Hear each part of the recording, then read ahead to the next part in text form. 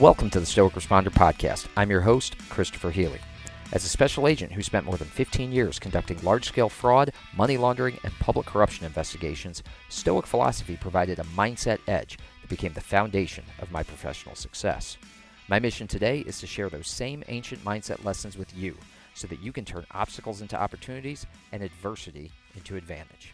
Time to muster up. Folks, welcome back to the Stoic Responder Podcast. Hope everybody had a great weekend. This is episode 50, Master Yourself. Now, before I get into the episode, I wanted to take a moment to mention my favorite 501c3 organization. That, of course, is the Overwatch Collective. The Overwatch Collective is a nonprofit and podcast funding therapy sessions and supporting mental health initiatives for our first responders, our veterans, and their families. Their motto is one more is one less, and I take that to heart. One more individual we can provide services to is one less statistic. I want you to check out the overwatchcollective.com if you can. If you can, please make a donation. Otherwise, buy some gear.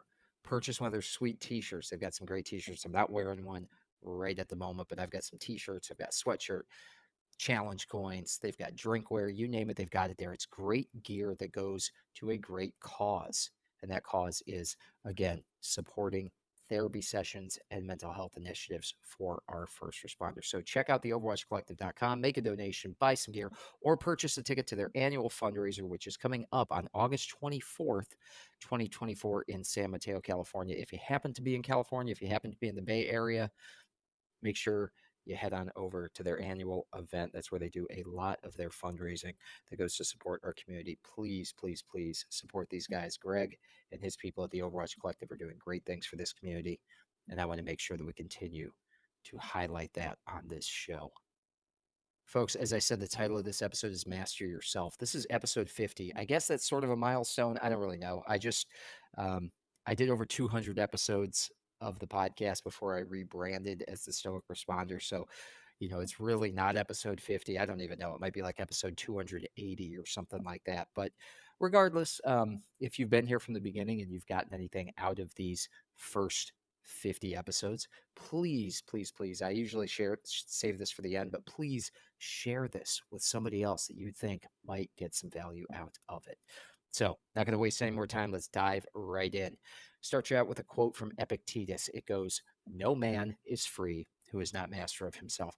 Now, if you follow me on social media, if you follow me on Instagram in particular, where I post a daily Stoic tip of the day, that Instagram handle is at team_Healy.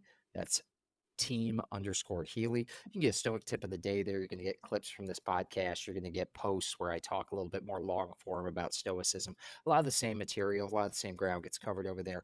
I just tried to put it into a different, format so that people can be met where they are.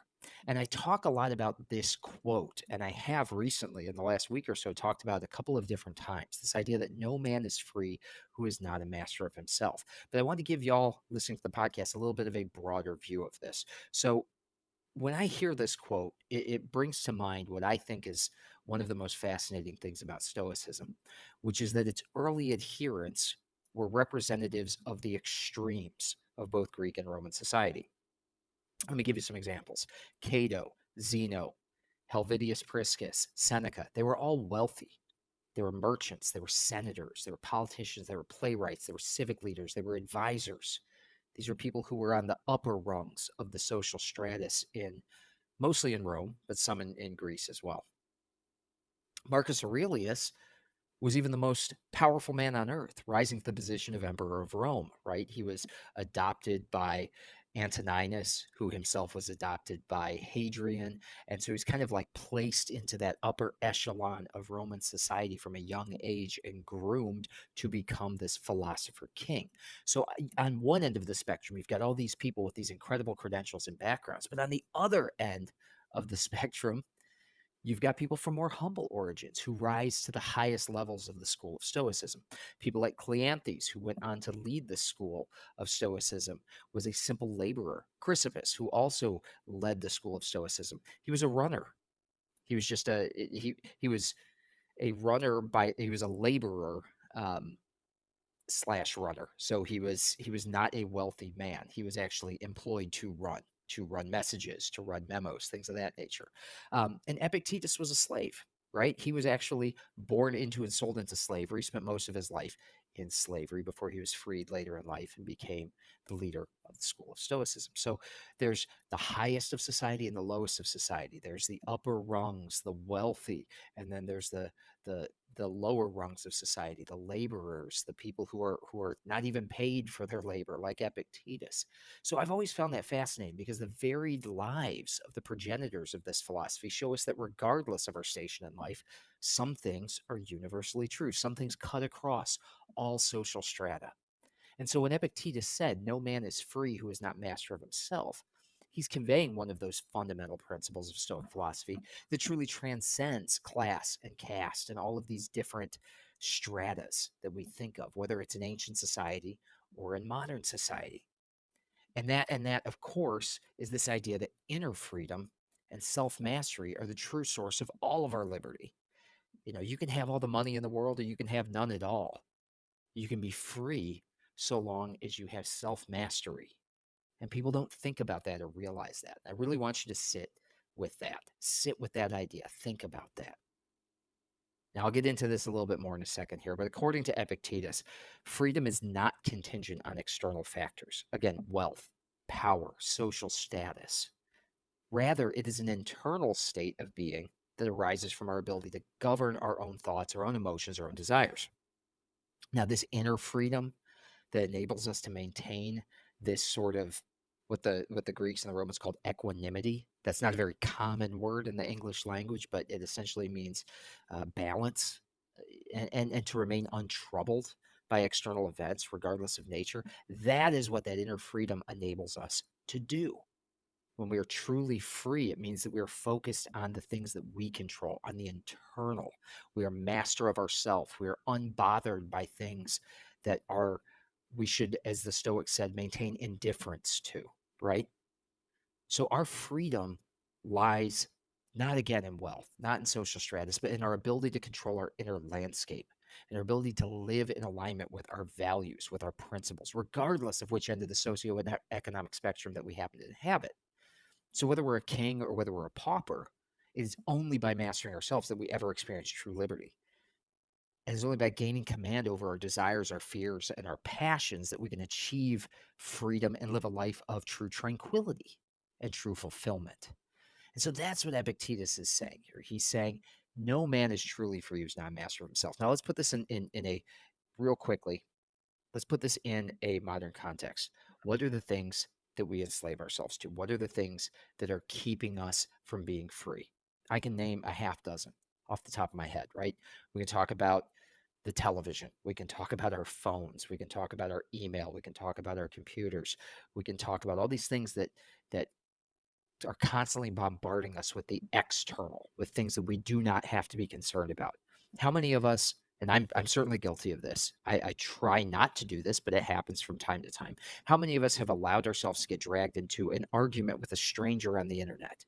We're checking the news on Twitter or X or Threads or whatever, and we see some stupid comment, and rather than just keep scrolling, we devote our time and our attention to arguing with this person, to pushing back, and pretty soon we've spent half a day having an argument that resolves nothing and does nothing but steal our time. That is us not mastering ourselves. That is us enslaving ourselves to the external. And that is what Epictetus is talking about, is that people spend so much time giving their time and attention, their focus away to the external, and spend so little focusing on themselves, engaging in mindfulness and recognizing where they can do better, what they can do each day to become a better version of themselves.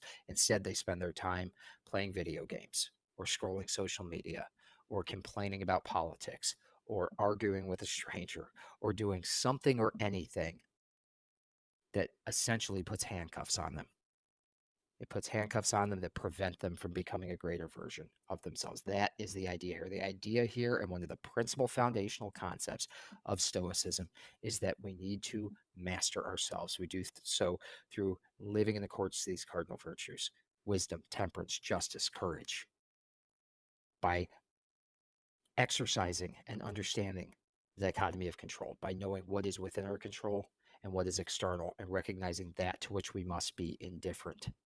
If you want to achieve true freedom, you must become a master of yourself. Now, Grant, this is never going to be something that you have fully down pat. Even Marcus Aurelius, he's writing meditations every single day. He's writing in his journal every single day to remind himself of these things, because it is not natural. We have to focus on these things and we have to practice it every day. And that is why I hope that you continue to listen to this podcast. I hope you tune in. I hope you share it with somebody else, because what we are doing here on this podcast is giving you some tools that you can practice every single day so that we can get 1% closer, just a little bit better. It's not about perfection, it's about progress. It's going to get us just a little bit closer to mastering ourselves. Let me leave you with a journal prompt and then give you my spiel on how you can support the podcast. Ask yourself, take out your Big Chief notebook, take out your journal, ask yourself this: have I mastered myself, or do I have room for improvement? And I think the answer for all of us is going to be, of course, I haven't mastered myself. We should ask ourselves that every day.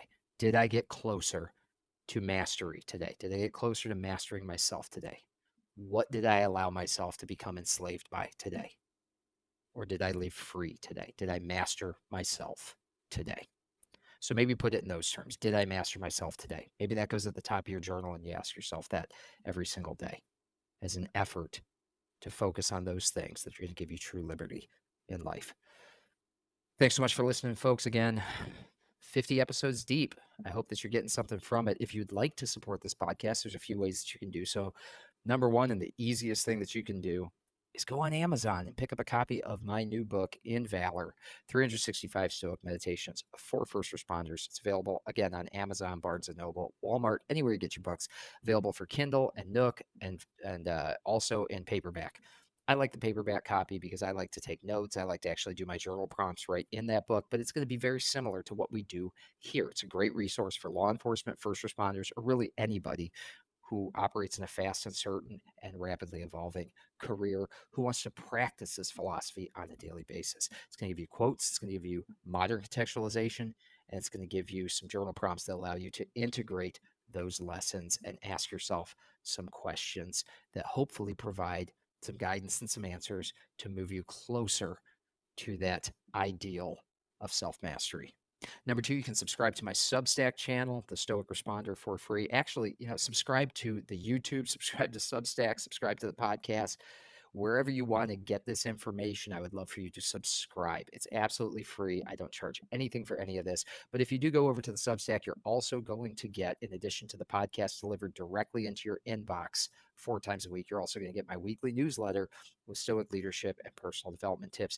This week's newsletter is about the Stockdale Paradox. And if you're not familiar with the Stockdale Paradox, go check it out. Go subscribe for free at the Stoic Responder on Substack, and you can get it in your email inbox, and you can read all about the Stockdale Paradox. It is an awesome newsletter this week. I'm very, very hyped about it. Number 3, and finally, easiest thing you can do here is just make sure that you like, share, and subscribe wherever it is that you are following this and listening to it, and make sure that you let others know about it so that they can benefit from the lessons that we are providing over here at the Stoic Responder. Folks, got 3 more episodes for you this week. Thanks so much for tuning in.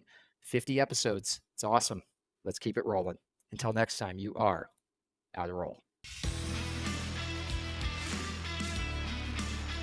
Thank you for listening. If you enjoyed this episode, please take a moment to subscribe, like, rate, and share this podcast so that we can spread the benefits of Stoicism to other first responders. It will only take you a few moments, but it can help us tremendously. Until next time, out of roll.